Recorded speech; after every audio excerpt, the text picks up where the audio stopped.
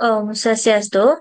Halo semuanya, perkenalkan nama saya Kadesari Purnami dengan NIM 23151001040 dan di video ini saya akan membahas redesign sistem akademik kampus dengan keamanan berbasis kecerdasan buatan atau AI. Nah, sistem akademis digital seperti SIAK itu sangat penting bagi perguruan tinggi karena banyak sekali yang menggunakan sistem ini. Tapi sayangnya sistem ini itu juga sangat rentan terhadap serangan cyber.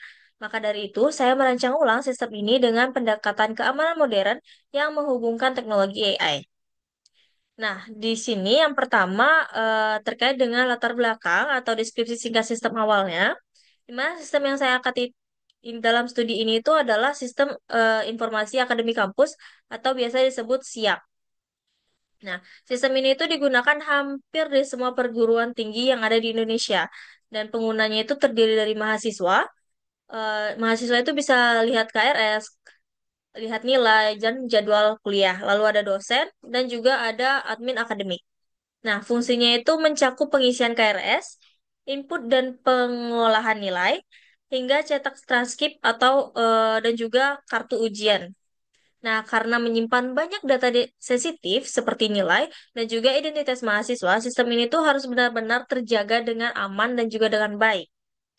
Nah, ada pun beberapa permasalahan di sini yang sudah saya identifikasi. eh, Banyak sistem siang itu yang belum menerapkan standar keamanan yang baik. Nah, ini adalah beberapa permasalahan yang saya temukan, di mana itu ada 5. Yang pertama, tidak ada autentikasi dua faktor. Lalu yang kedua ada log aktivitas pengguna tidak dimonitor. Lalu yang ketiga, tidak ada deteksi login mencurigakan seperti dari luar negeri atau saat tengah malam. Lalu rentan terhadap brute force login. Dan yang terakhir itu tidak adanya mohon maaf, klasifikasi tingkat sensitif data.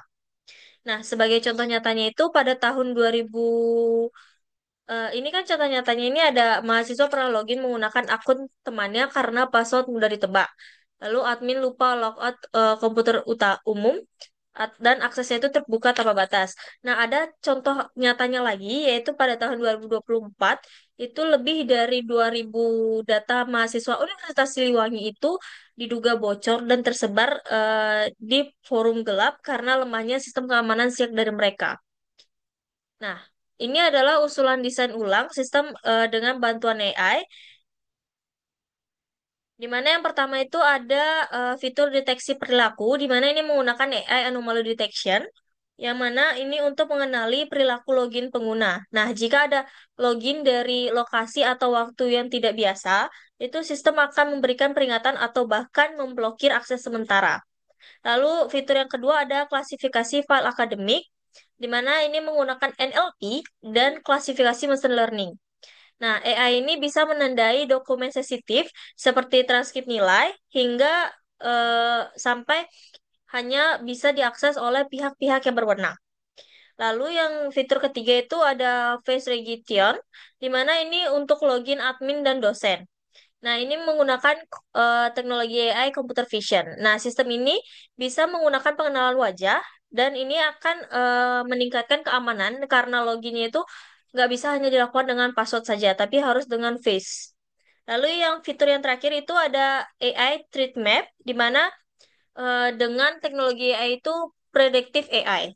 Nah, AI ini bisa menganalisis log aktivitas pengguna dan membangun peta resiko, di mana tim itu bisa melihat bagian sistem mana yang paling sering menjadi target serangan dan bisa bertindak lebih cepat nantinya.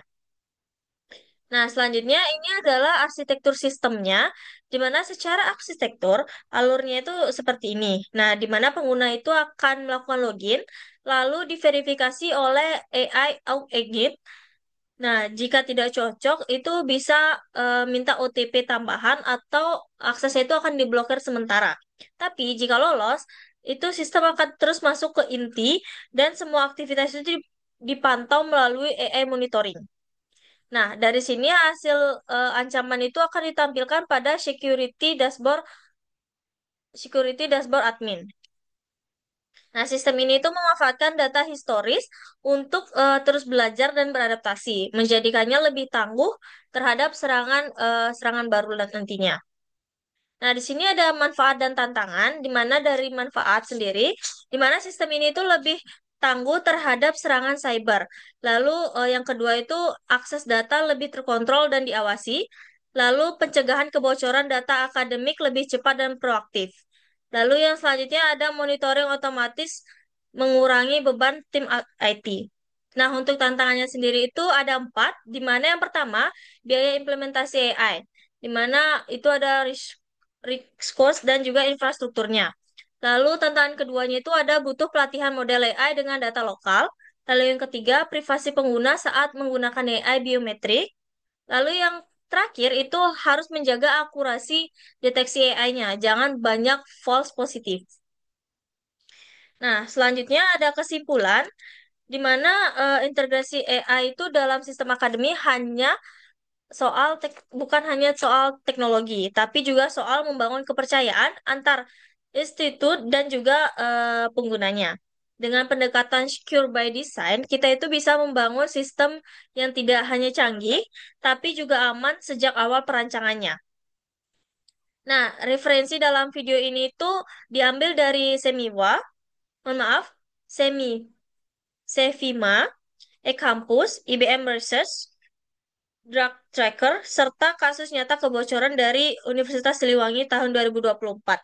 Nah, semua sudah ada di link ini, dan sumbernya juga ada di sini. Baik, terima kasih karena sudah menyimak video ini. Semoga bisa menjadi inspirasi bagaimana AI itu bisa membantu membuat sistem kampus itu menjadi lebih aman dan juga adaptif. Untuk kurang lebihnya, saya mohon maaf. Untuk itu, saya ucapkan Parmesanti, Om Santi, Santi, Santi, Om. Sampai jumpa.